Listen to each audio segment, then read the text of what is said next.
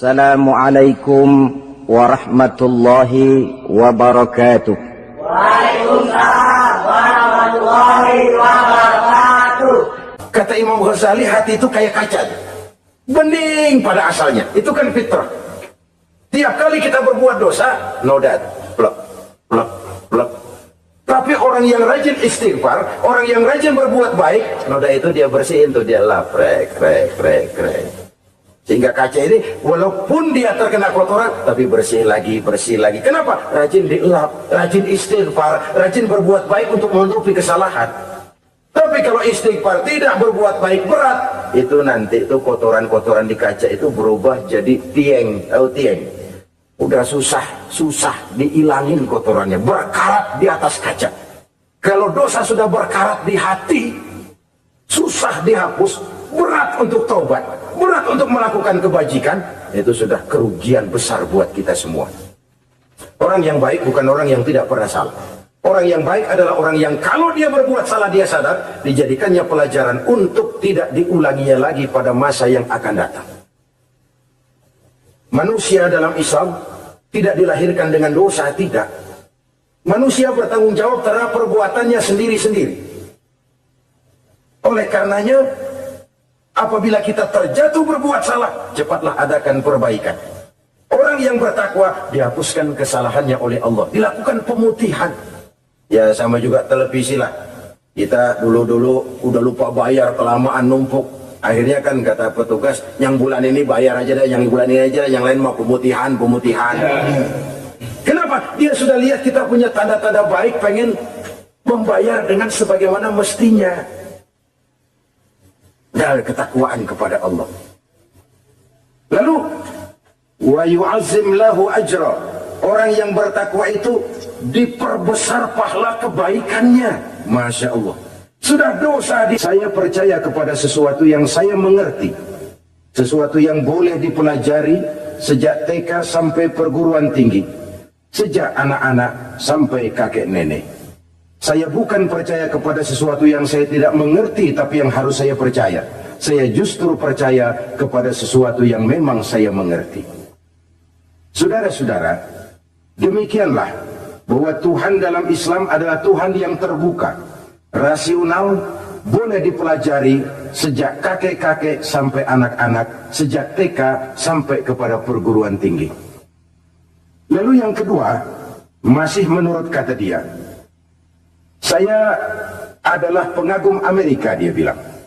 Sebagai penegak hak-hak asasi manusia, sebagai pahlawan demokrasi, yang pagi-pagi sudah mencanangkan di dalam dia punya Declaration of Independence, bahwa semua manusia dilahirkan sama. All men are created equal. Saya kagum dengan itu. Sampai pada satu saat, menurut cerita dia, saya berada di New York. Saya mau masuk sebuah restoran. Saya tertegun ketika saya akan masuk. Di pintu restoran itu tertulis white only. White only. Hanya melayani kulit putih.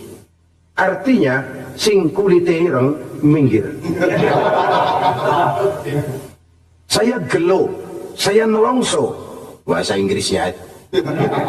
Katanya all men are created equal. Semua manusia dilahirkan sama. Lah ini kok tegel-tegele. Kok sampai hati bikin tulisan hanya melayani kulit putih. Sampai saya melihat dalam Islami betapa si kulit putih dan si kulit hitam duduk saling berdampingan. Masjid menjadi simbol semangat kebersamaan mereka. Siapapun masuk masjid, buka sepatu. Di sana mereka menghadap ke arah yang sama, menyembah Allah Tuhan yang sama, mengikuti cara Rasul yang sama, melakukan gerak yang sama, membaca bacaan yang sama, dengan bahasa yang sama. Persaudaraan seperti inilah yang lama saya dambakan. Ini kenapa saya memilih Islam. Saudara-saudara kaum muslimin, saya ingin menggunakan cerita ini sebagai pengantar bahwa salah satu misi Islam memang membebaskan manusia dari ras diskriminasi. Nabi menyatakan, "Innallaha la yanzuru ila suwarikum wa amwalikum, walakin yanzuru ila qulubikum wa a'malikum." Sungguh Allah tidak melihat tampangmu, Allah tidak melihat potonganmu, Allah juga tidak melihat hartamu. yang Allah lihat adalah hati dan amal perbuatanmu. Islam membebaskan manusia dari ras diskriminasi. Dari manapun orang datang, apapun warna kulitnya, dari suku apapun ia dilahirkan, akidah mengikatnya dalam satu persaudaraan yang mesra, persaudaraan Islam. Nilai manusia dengan demikian bergantung kepada ketakwaannya. Takwa, seperti kita tahu, adalah bahasa Quran yang sudah menjadi bahasa kita. Sedemikian sering kalimat ini dipakai, sampai-sampai ia mengalami pergeseran dari arti yang sebenarnya. Takwa, sejauh yang kita baca dari peninggalan para ulama kita, mempunyai konotasi imtithalul awamir wajtinabun nawahi. Melaksanakan seluruh yang diperintah Allah dan meninggalkan semua yang dilarangnya. Apa perbedaan prinsipnya? Kalau melaksanakan perintah itu sesuai dengan kemampuan, tapi menjauhi larangan itu mutlak. Enak kalau ada ayat jauhilah larangan Allah semampu kamu, enak. Yang semampu kita itu melaksanakan perintah, tapi kalau sudah meninggalkan larangan mutlak, jauhi, tinggalkan. Disitulah nilai ketakwaan seseorang. Ini kan enggak, karena takwa digunakan oleh semua orang, akhirnya artinya bergeser. Semua ngomong takwa. Pejabat kalau dilantik bertakwa, sampai membleh bertakwa. Setelah pelantikan mah takwa ngalor dia ngidul. Harus dikembalikan kepada pengertian asalnya.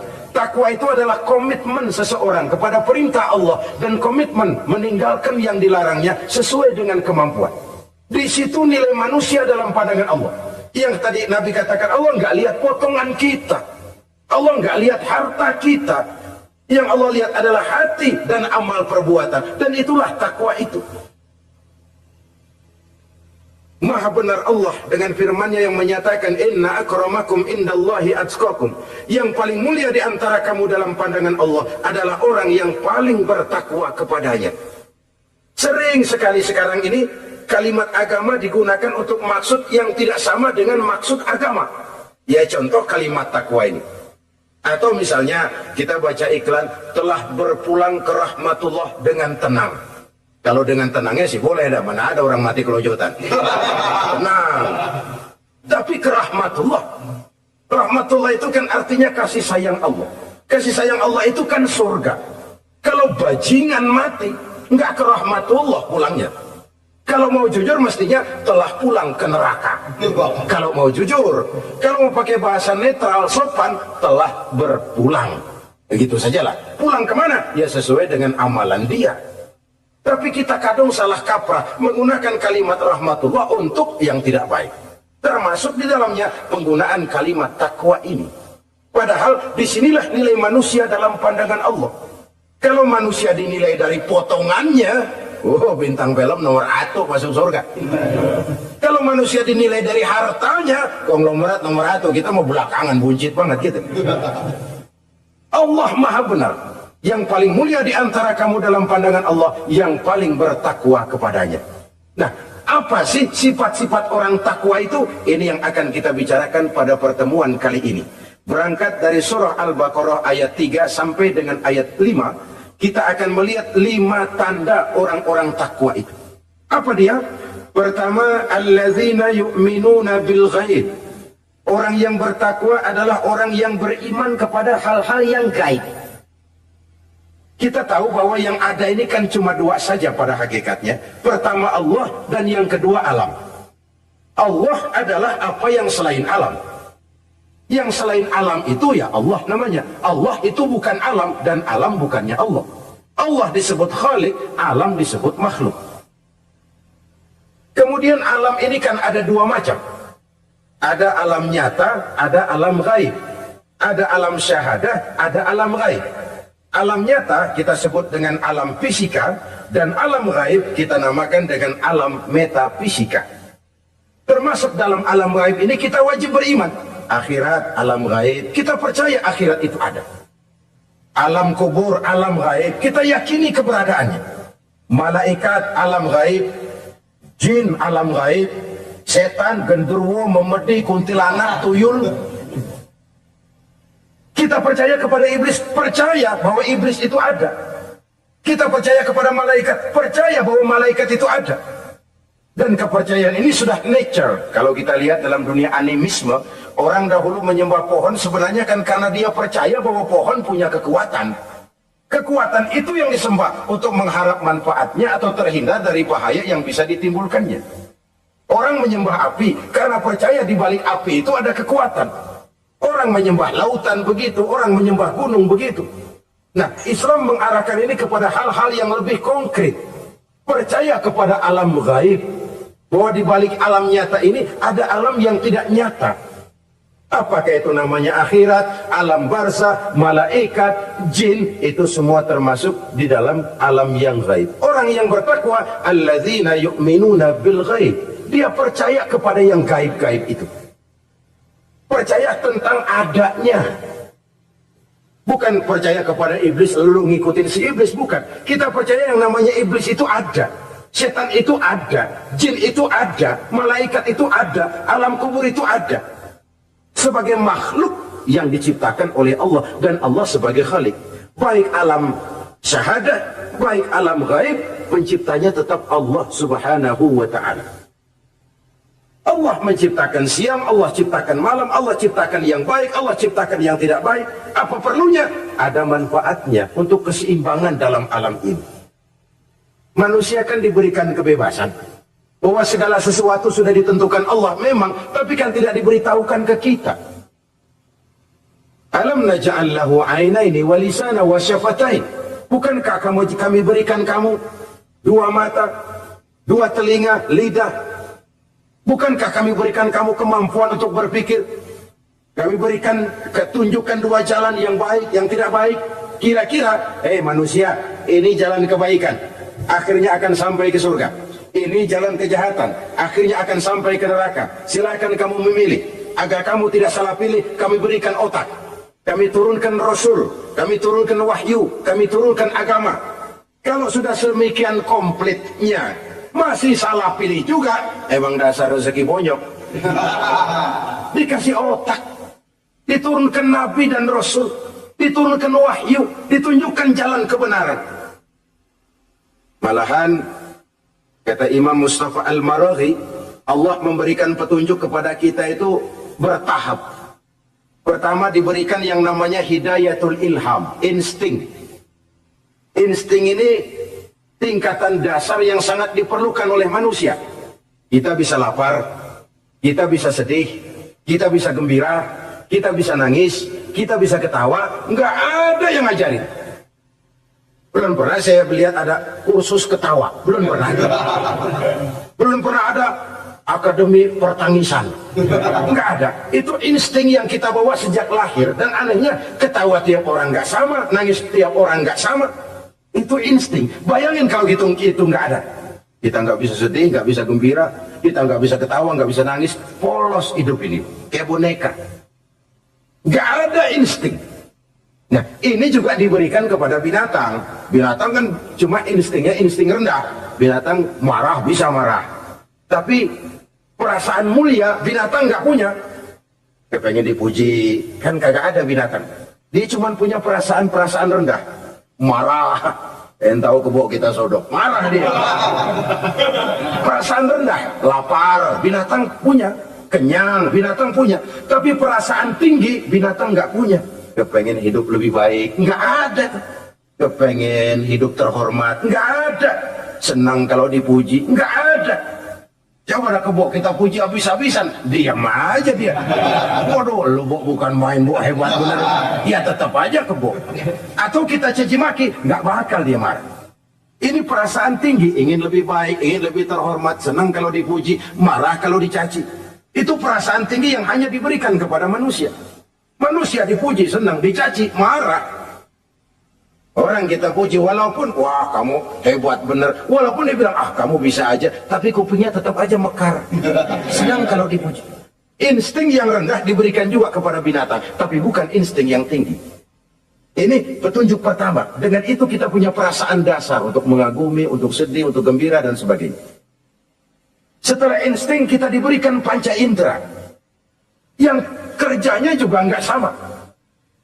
Penciuman dengan pendengaran, dengan penglihatan kan nggak sama.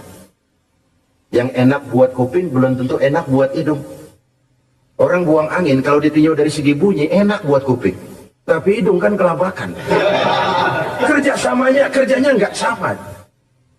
Panca indera ini penting sebagai kesiapan untuk melayani insting. Persiapan melayani insting. Cukupkah? Tidak. Binatang juga diberikan panca indera. Bahkan kadang-kadang panca indera binatang lebih tajam daripada panca indera manusia. Nah, lalu diberikan yang ketiga. Ini yang membedakan manusia dari binatang. Apa? Hidayah berupa akal, pikiran. Dengan ini, coba kita lihat. Manusia bikin rumah, burung bikin rumah. Tapi bandingkan, rumah burung dari tahun atu, ya gitu-gitu aja. Tapi rumah manusia, Masya Allah, modelnya macam-macam. Ada yang kita dari jauh nggak ngerti, ini celengan apa rumah orang ini, bundar begini. Binatang bikin rumah, manusia bikin rumah. Binatang bikin rumah dengan insting, manusia bikin rumah dengan otak. Hasilnya berbeda. Manusia tidak punya sayap, tapi dengan otaknya dia bisa terbang lebih tinggi dari burung. Manusia tidak bernapas dengan insang, tapi dengan otaknya dia bisa nyelam lebih dalam daripada ikan. Ini kelebihan manusia dari binatang, diberikan otak. Belum cukup rupanya otak, karena otak ini penemuannya relatif.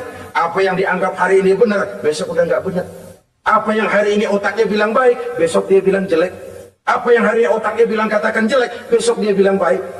Yang relatif tidak bisa dijadikan pegangan. Maka Allah lalu memberikan yang keempat. Hidayatuddin namanya. Petunjuk berupa agama. Diberikan insting, diberikan panca indera, diberikan otak, lalu diberikan agama. Turun para rasul yang 25 itu yang merupakan mata rantai yang berkaitan. Tidak terpisah. Misi samawi, semuanya sama bersumber dari Allah yang satu itu. Setelah agama datang, masih ada yang lebih penting. Apa? Hidayah yang disebut taufik. Persesuaian kehendak antara kita dengan Allah. Kalau taufik tidak datang, kalau taufik tidak dapat, Kan'an saja anak Nabi Nuh, kufur. Anak Nabi tidak dapat taufik namanya itu. Agama turun, bapaknya Nabi. Bapaknya Nabi. Azar, ayahnya Nabi Allah Ibrahim, tidak mendapat taufik. Lalu Abu Jahal, Abu Lahab, pamannya Nabi, tidak mendapat taufik. Lalu istrinya Nabi Lut tidak mendapat taufik. Bayangkan ini, anak Nabi, paman Nabi, bapak Nabi, istri Nabi. Taufik inilah yang hak prerogatif Allah. Insting semua dikasih, panca indera semua dikasih, otak semua dikasih, agama kepada semua diturunkan. Tapi taufik ini hak prerogatif Allah. Lah kita ini bersyukur, ponakan Nabi aja bukan dapat taufik. Tidak sekedar mendengar Islam, mendengar agama, tapi mengikuti agama itu sendiri. Inilah institusi-institusi yang diberikan Allah kepada kita. Jadi kalau sudah begini lengkap, manusia, nih aku kasih, tempuh jalan ini, masih salah juga, dasar sableng. Pantas kalau Allah mengadili, pantas kalau Allah memberikan sanksi. Kenapa? Rasul udah turun, otak dikasih, panca indera dikasih, peringatan dikasih, masih salah juga. Pantas dong kalau diadili. Kecuali kalau Allah nggak nurunin apa-apa, hidup dah selagu-lagu lu sono. Mau guling, mau kupak, terserah deh. Kalau begitu, lalu ada pengadilan, nggak adil. Ini institusinya lengkap kok. Pantas kalau Allah mengadakan pengadilan di akhirat. Pantas kalau Allah meminta kita pertanggungan jawab. Komplit begini rupa. Ya, termasuk di dalamnya kita percaya kepada yang gaib ini. Bahwa ada yang tidak nyata di balik yang nyata ini. Ada yang kita percaya kebaikannya, ada yang kita percaya sekedar percaya saja. Kayak setan, iblis, kita percaya adanya, tapi kan nggak wajib ngikuti. Termasuk mempelajari ilmu-ilmunya setan, ilmu-ilmunya iblis. Tenung, santet, nujum-nujuman, ramal-ramalan, itu kan ilmu-ilmunya setan, ilmu-ilmunya iblis. Belajar saja pun jangan, belajar saja pun nggak boleh, apalagi sampai mengamalkannya. Karena tatkala kita belajar, apalagi mengamalkan, kita sudah bersekutu dengan setan dan iblis. Na'udzubillah summa na'udzubillah. Ini yang pertama. Jadi orang yang bertakwa itu sifatnya yang pertama, dia percaya kepada yang gaib. Di balik yang nyata ada yang tidak nyata. Saudara-saudara, jangankan yang alam seperti ini ya, alam kubur, alam akhirat, masih di alam nyata ini saja ada sesuatu yang hanya kita bisa rasakan tapi nggak bisa kita lihat, nggak bisa kita pegang. Contohnya angin, ada tuh, kita rasain tapi kan nggak bisa kita pegang. Bentuknya bagaimana kita nggak tahu. Oh merah pak, kenapa? Buktinya dikerok. Itu mah merah kerokan, bukan warna angin merah. Sesuatu yang ada tapi hanya bisa kita rasakan. Pedas, makan cabai pedas. Pedas itu ada, tapi kan abstrak. Mana sih pedasnya? Nggak bisa kita pegang, nggak bisa kita lihat, tapi kita rasain. Oh itu yang hijau mah cabai, Mang. Pedasnya mana pedasnya? Sesuatu yang cuma ada rasa, tanpa bentuk, tanpa bisa kita jamah. Ini satu langkah untuk mengantar kita memahami yang gaib. Yang masih dalam alam nyata saja ada sesuatu yang kita cuma merasakan adanya, tapi kita nggak bisa lihat, kita nggak bisa pegang. Makanya ada orang tanya, Pak, itu kalau orang mati dibacain Fatihah di sono apa pahalanya nyampe tuh? Saya jawab, kalau ente nggak percaya mati dulu dah. Mati dulu bacain Fatihah, tungguin di sono. Kalau nggak nyampe balik lagi kemari. Bang, bagaimana hal-hal yang kayak begitu? Wong sholat saja kita nggak tahu sholat kita diterima atau tidak oleh Allah. Kita puasa, kita hanya melaksanakan. Allah mau terima apa tidak, kita nggak tahu. Itu yang nyata-nyata, apalagi sudah berkaitan dengan hal-hal yang gaib. Ini sifat yang pertama, orang yang bertakwa, alladzina yu'minuna bil ghaib, dia percaya kepada yang gaib. Alam kubur itu ada, alam akhirat ada, malaikat ada, jin ada, surga ada, neraka ada, dan lain sebagainya. Satu. Yang kedua, orang yang bertakwa itu wa yuqimunas shalah. Setelah percaya kepada yang gaib, mereka juga mendirikan sholat. Nah, mari kita lihat ayatnya. Selalu yang berkaitan dengan sholat itu kalimatnya yuqimunas shalah, mendirikan sholat, bukan mengerjakan. Gak ada ayat i'malis sholat, if'alis sholat, kerjakan sholat, gak ada. Selalu aqimis sholat, dirikan sholat. Kenapa? Kata para ulama, kalimat mendirikan ini mengandung makna istimrar, mengandung arti kontinuitas, ada kelanjutan. Mendirikan sholat artinya mengerjakan sholat dengan betul, selesai sholat, ajaran sholat diterjemahkan dalam kehidupan. Itu artinya mendirikan sholat. Nah, kalau dilihat dari sisi ini, banyak di antara kita yang sudah mengerjakan sholat, tapi belum mendirikan sholat. Sebab mendirikan istimrar, ada kesinambungan. Selesai sholat, ajaran sholat diterjemahkan di tengah-tengah kehidupan bermasyarakat. Sehingga sholatnya punya refleksi. Sholatnya punya bias dalam membentuk kepribadian dirinya. Ini kadang-kadang rancu. Yang sembahyang dia, yang nyolong dia. Yang baca Quran dia, yang fitnah orang dia. Yang sedekah dia, yang nyolong dia juga. Ansip bingung bagaimana mutusinnya. Kalau mendirikan sholat mengandung arti kesinambungan, selesai sholat, ajaran sholat diterjemahkan dalam kehidupan. Apa? Banyak tentunya. Misalnya sholat melahirkan sikap rendah hati, melahirkan keikhlasan, melahirkan sifat jujur, melahirkan sifat disiplin, dan lain sebagainya. Dan itu diterjemahkan dalam kehidupan. Kita lihat, ini anggota badan kita yang paling terhormat kan kepala. Kalau bercanda sama teman, dipegang tangan, kita masih senyum. Dipegang kaki, kita masih senyum. Tapi kalau pala dikeplakin, jengkel bukan main. Kenapa? Al-Mukarram itu adanya di sini. Otak, di kepala. Tapi kepala yang kita hormati ini, ketika sujud dengan di hadapan Allah, sama rendahnya dengan telapak kaki kita. Allahu Akbar. Yang besar cuma Allah. Manusia, kepala sama rendah dengan telapak kaki. Kesadaran ini membias, selesai sholat, kembali ke masyarakat, sombongnya hilang. Apalagi ikhlas. Sholat itu kan lillahi ta'ala. Orang mau puji apa tidak, enggak soal. Orang mau bilang ini, mau bilang itu, soal lain. Yang penting ini saya kerjakan lillahi ta'ala, karena Allah saja, bukan karena yang lain. Disiplin. Sehari semalam 5 kali kita lapor kepada Sang Maha Komandan. Bagaimana tidak akan tercegah dari perbuatan yang keji dan munkar?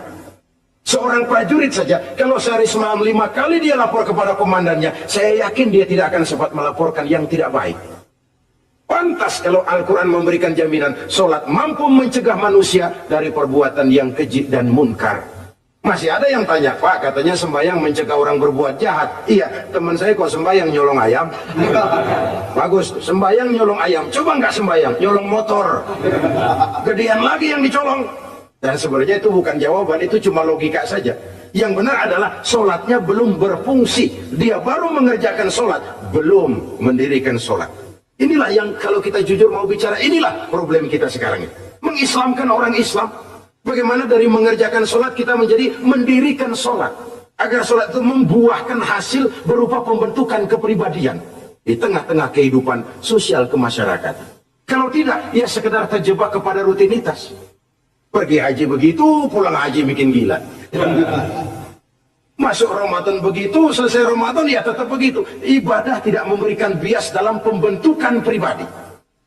Itulah sebabnya digunakan kalimat yuqimunas sholat, mendirikan sholat yang mengandung arti berkesinambungan. Selesai sholat, jiwa dan semangat, ajaran dan filsafat sholat diterjemahkannya dalam kehidupan sehari-hari. Saudara-saudara kaum muslimin rahimakumullah.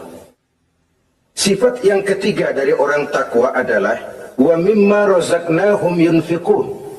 Mereka menginfakkan sebagian dari rizki yang diberikan Allah kepada mereka. Rizki, menurut definisi yang diberikan para ulama kita, ar-rizqu bima'na al-'ata' hissiyan kana aw ma'nawiyan. Rizki adalah pemberian, baik yang abstrak maupun yang konkret. Selama ini kita sering mengartikan rezeki hanya dalam bentuk uang, sehingga rezeki kita dibatasi oleh pengertian kita sendiri. Padahal tidak cuma uang, ilmu adalah rezeki, jabatan dan kedudukan adalah rezeki, otoritas dan wibawa juga rezeki, anak, istri, suami juga rezeki. Ketika ayat ini mengatakan wa mimma razaqnahum yunfiqun, mereka menginfakkan sebagian dari rizki, yang dimaksud di sini adalah rizki yang konkret dalam bentuk materi, uang, benda dan lain sebagainya. Orang yang bertakwa sadar benar, dari Allah rizki datang, ke jalan Allah rizki dibelanjakan. Semakin kita rajin membelanjakan rizki di jalan Allah, biasanya akan semakin mengalir rizki dari Allah. Semakin bakhil kita, kadang-kadang rezeki juga malas deketin kita. Yang keempat, orang yang bertakwa itu alladzina yu'minuna bima unzila ilaika wa ma unzila min qablik. Mereka beriman, mereka percaya kepada apa yang diturunkan terhadap Muhammad, yaitu Al-Quran, wa ma unzila min qablika, dan apa yang telah diturunkan sebelum kamu, yaitu Taurat, Zabur dan Injil.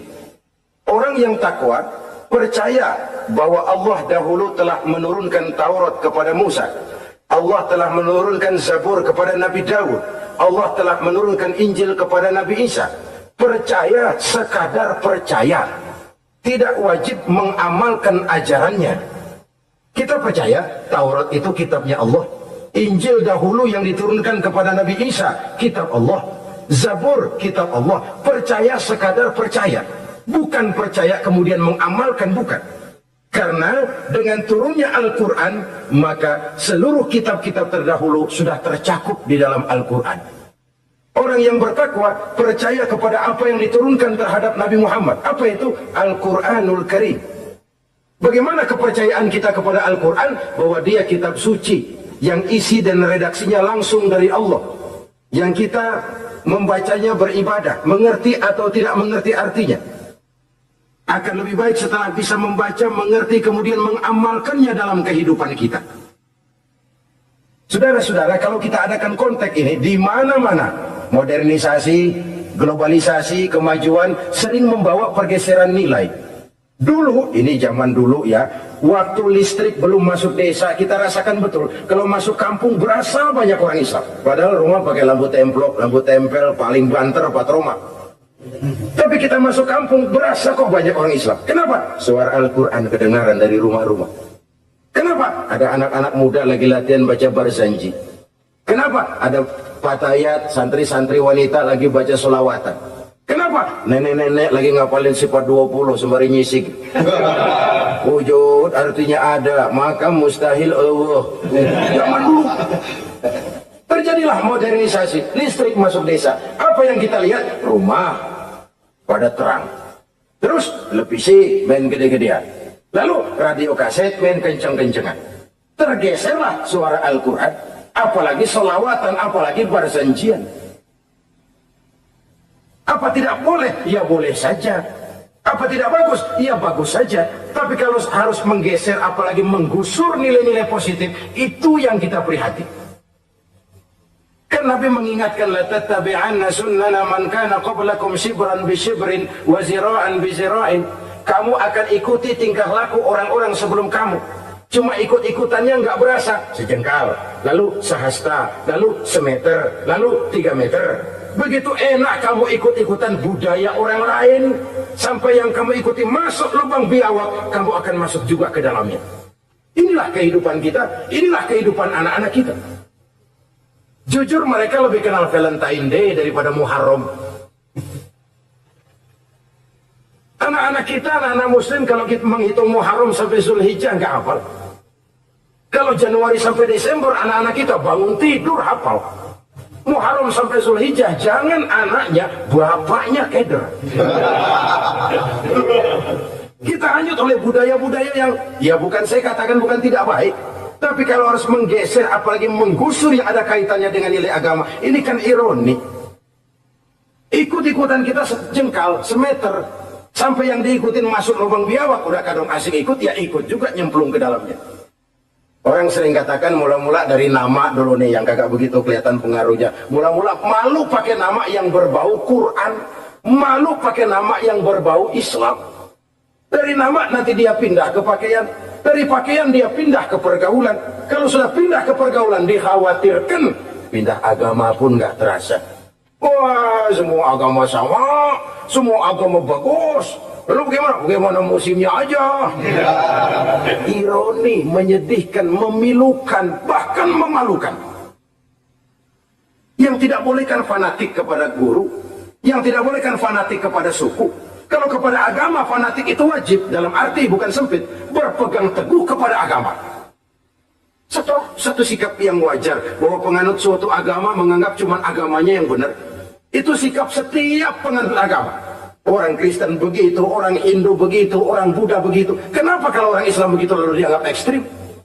Sebagai Muslim saya yakin cuma Islam yang benar. Kristen juga akan bilang begitu. Kristen yang benar, Buddha juga akan bilang begitu. Ini fanatisme dan wajar penganut suatu agama menganggap cuma agamanya yang benar. Yang lain juga bersikap begitu. Tapi kalau Islam saja yang bilang ekstrim katanya. Dunia internasional sendiri kadang-kadang kalau sudah ekstremis, teroris, kok cepat sekali alamatnya ke Islam. Saudara-saudara kaum muslimin, rahimakumullah. Saya kembali kepada soal kita. Begitu enak kamu ikut-ikutan, yang kamu ikuti masuk ke lubang biawak, kamu akan ikut juga masuk ke dalamnya. Maka hati-hati bergaul. Maka hati-hati memilih teman. Maka baik teman pergaulan, lebih-lebih teman hidup. Karena orang sering bilang cinta itu love is blind katanya ya. Cinta itu kotok. Cinta itu buta. Cinta itu lamur. Nggak bisa bedain coklat. Nggak bisa bedain yang lain-lain. Orang sering kehilangan pertimbangan. Demi cinta akidah terjual. Demi cinta akidah tergadai. Tidak ada kemalangan yang paling malang kecuali kalau kita harus berpisah dengan akidah. Sebab itu modal dasar. Nah, orang yang bertakwa, dia beriman kepada Al-Quran. Beriman kepada Quran artinya apa? Menjadikan Quran sebagai imam dan dia sebagai makmum. Konsekuensinya makmum harus ikut imam.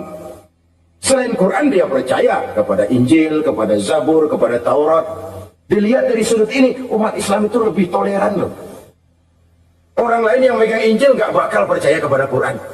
Orang lain yang memegang Taurat nggak akan percaya kepada Quran. Tapi orang yang megang Quran, dia percaya kepada Injil, dia percaya kepada Taurat. Dari sudut ini kan kita lebih toleran. Allah dahulu menurunkan Injil kepada Isa. Yang Injil itu yang kita percaya. Yang Allah turunkan kepada Isa. Yang Allah turunkan Taurat kepada Musa. Bukan yang telah terkena intervensi dan investasi manusiawi. Dan percaya pun terbatas percaya kepada adanya, bukan kepada mengamalkannya. Kenapa? Karena ordenya udah lewat. Kita percaya Bung Karno adalah presiden pertama Republik Indonesia. Tapi kan udah lewat. Udah lewat.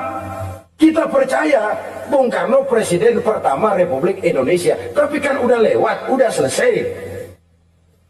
Begitulah kita mempercayai Taurat, mempercayai Injil, ada, kita percaya, tapi kan udah selesai misinya. Yang berlangsung sampai akhirat nanti adalah Al-Quranul Karim. Orang yang bertakwa meyakini itu. Ini yang keempat. Yang kelima, wabil akhirati hum yuqinun. Mereka yakin, orang bertakwa ini, kepada adanya akhirat.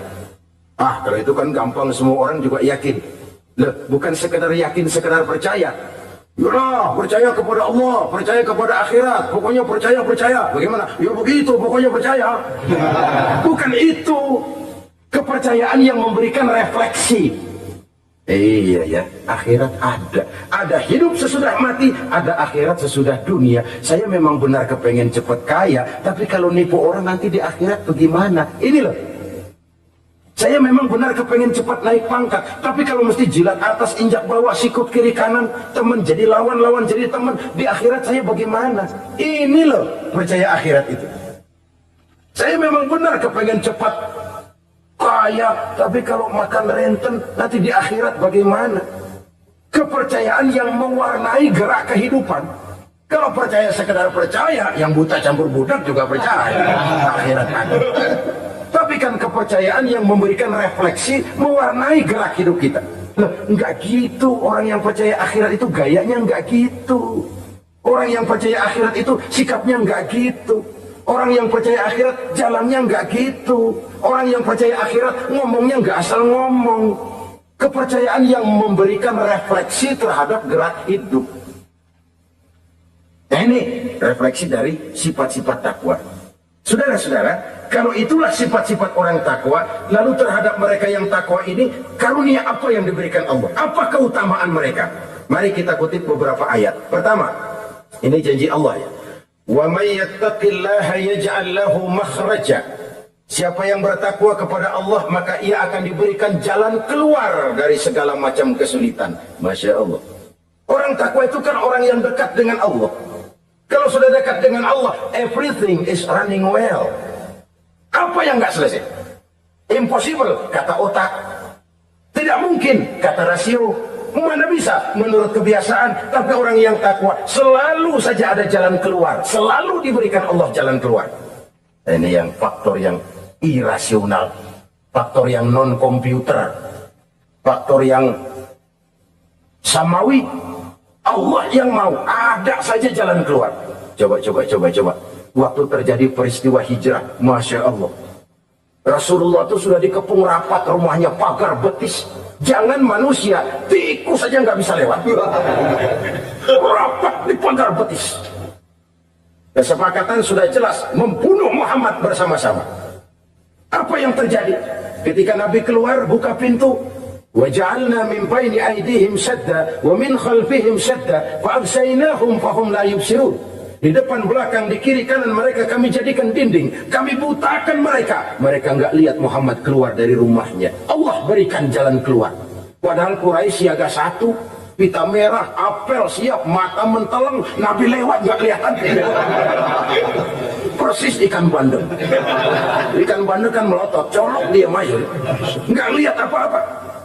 Yaj'al lahu makhraja. Allah berikan jalan keluar dari berbagai macam kesulitan. Sesuatu yang menurut kita, aduh udah deh, nyerah dah, nggak bisa dah. Tapi orang yang takwa kepada Allah, Allah janji, Allah lah yang janji ini. Yaj'al lahu makhraja. Allah akan berikan jalan keluar dari segala macam kesulitan. Kenapa? Dia dekat dengan Allah. Orang yang kayak begitu yang kita takut. Doanya ngebul kata anak-anak. Permohonannya didengar, ratapannya dipenuhi. Allah berikan dia jalan keluar. Ada saja jalan keluarnya. Ini keistimewaan pertama dari orang yang takwa itu. Lah kalau Allah yang ngasih jalan keluar, siapa yang bisa mencegah jalan orang kayak begitu? Di pagar betis lolos, di Gua Sur Quraisy sampai ke Gua Sur mencari Nabi. Kalau mereka nengok aja kelihatan. Apa yang terjadi? Dilalah, dadakan. Burung bertelur di bibir goa, laba-laba bikin sarang di bibir goa. Quraisy mikir kalau Muhammad masuk kemari telur berantakan, rumah laba-laba hancur ya. Nggak mungkin dia ke sini, cari ke tempat lain. Rumah laba-laba yang rapuh mengagalkan usaha Quraisy yang gagah perkasa. Yaj'al lahu makhraja. Allah berikan jalan keluar. Ini yang pertama. Yang kedua, wa yarzuqhu min haitsu la yahtasib. Allah berikan rezeki dia, orang yang takwa ini, dari jalan yang tidak disangka-sangka. Rezekinya mengalir. Kenapa? Dia dekat dengan Allah. Allah Maha Kaya. Kadang-kadang ini orang kerjaannya sujud doang, mengangkat tangan, rezekinya ada aja. Allah yang kaya, Allah yang Maha Tahu. Orang yang takwa walaupun gajinya kagak ada, penghasilannya gede. Allah yang memberi. Jangan lupa itu ada gaji, ada penghasilan. Kalau gaji kan ada ukurannya. Kadang-kadang ada orang gajinya kecil, penghasilannya gede. Pokoknya jadi lurah musim gusuran. Itu penghasilan. Kalau gaji bisa diukur, tapi penghasilan gede lah. Kalau semeter komisinya sekian kan gede penghasilan. Ada juga yang memang gaji gede, penghasilan gede. Ini pejabat-pejabat yang banyak sikutannya tuh. Saudara-saudara kaum muslimin, orang yang bertakwa itu yarzuqhu min haitsu la yahtasib. Allah berikan rezeki lewat jalan yang dia nggak sangka-sangka. Ada aja jalannya. Nggak punya duit tapi haji bisa pergi. Nggak punya duit tapi ya hidupnya wajar. Tamu datang balahan. Pernah itu ada tamu di Jawa Timur sana datang ke rumah seorang kiai. Ratusan tamu dikasih makan semua. Padahal kiai rumahnya gede. Tamu ada yang dalam hatinya nyeletuk. Ini kiai bisa ngasih makan orang satu rombongan banyak begini, duit dari mana ini? Dalam hatinya. Disamperin sama kiai. Kamu jangan buruk sangka, ini rezeki halal. Bukan cuma rezeki, dia bisa ngerti hati orang. Mukasyafah. Allah bukakan apa yang Allah nggak bukakan buat orang lain. Ini karunia. Dan itu hanya mungkin dengan takwa. Itu tadi. Komitmen kepada perintah Allah, menjauhi larangannya. Mukasyafah, dibukakan pintu oleh Allah. Dia bisa lihat yang orang nggak lihat, dia bisa tahu yang orang lain nggak tahu. Udah nggak bisa main-main kalau ketemu orang begini. Udah high class ini di sisi Allah. Ini yang kedua, rezekinya ngalir lewat jalan yang nggak sangka-sangka. Yang ketiga, wa may yattaqillaha yaj'al lahu min amrihi yusra. Orang yang bertakwa kepada Allah, Allah jadikan urusannya gampang. Allah mudahkan urusannya. Masya Allah.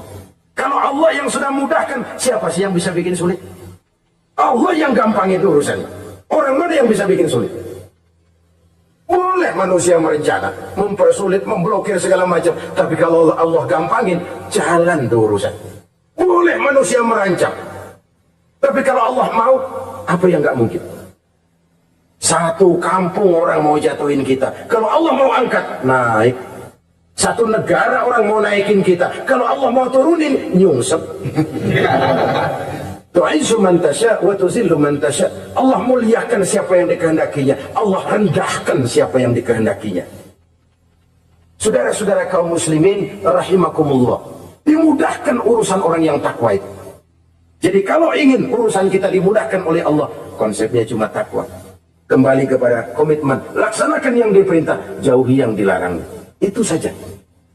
Apalagi keutamaan orang takwa itu, wa may yattaqillaha yukaffir anhu sayyi'atihi wa yu'azzim lahu ajra. Siapa yang bertakwa kepada Allah, dihapuskan segala kesalahannya yang sudah lalu. Masya Allah. Dihapuskan kesalahannya. Bahwa manusia manusia punya salah, ya manusiawi. Tapi ada hadis menyatakan, ikuti perbuatan salahmu dengan kebaikan. Niscaya kebaikan itu akan menghapus kesalahan kamu. Kalau dulu kita makan harta orang dengan zalim, kita nggak sempat minta maaf tuh orang udah mati. Bagaimana caranya? Perbanyak sedekah. Mudah-mudahan sedekah ini menutupi kesalahan kita yang lalu memakan harta orang dengan cara yang zalim. Ikuti perbuatan salah dengan kebaikan. Niscaya kebaikan itu akan menghapus kesalahan kamu. Nah, ini orang yang bertakwa dihapuskan kesalahannya oleh Allah. Direhabilitir. Dia lakukan pemutihan. Yang melakukan pemutihan Allah. Kalau dosa sudah dihapuskan, Masya Allah. Coba. Ada hadis menyatakan, siapa orang baca Bismillahirrahmanirrahim, maka dia bisa lewat di atas air. Beku itu air. Bismillah saja bisa jalan di air. Ini Bismillahnya orang yang bagaimana? Nih.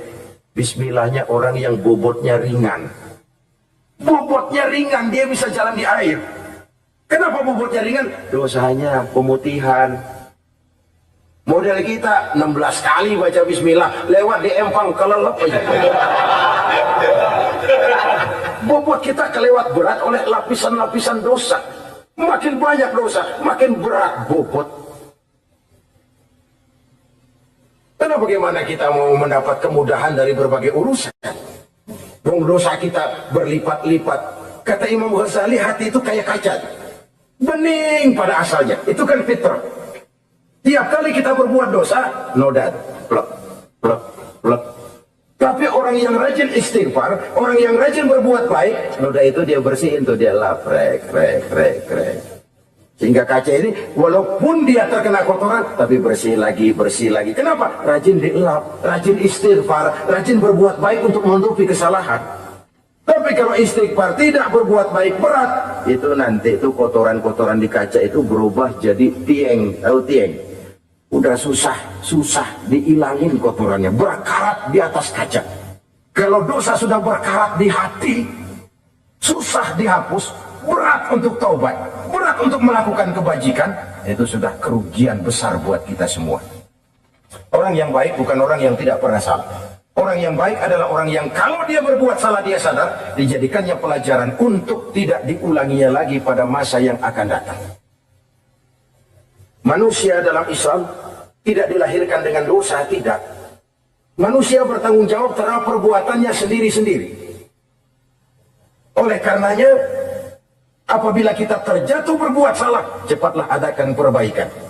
Orang yang bertakwa dihapuskan kesalahannya oleh Allah, dilakukan pemutihan. Ya sama juga televisi lah. Kita dulu udah lupa bayar, kelamaan numpuk. Akhirnya kan kata petugas, yang bulan ini bayar aja dah, yang bulan ini aja dah, yang lain mah pemutihan. Kenapa? Dia sudah lihat kita punya tanda-tanda baik, pengen membayar dengan sebagaimana mestinya. Dari ketakwaan kepada Allah. Lalu wa yu'azzim lahu ajra. Orang yang bertakwa itu diperbesar pahala kebaikannya. Masya Allah.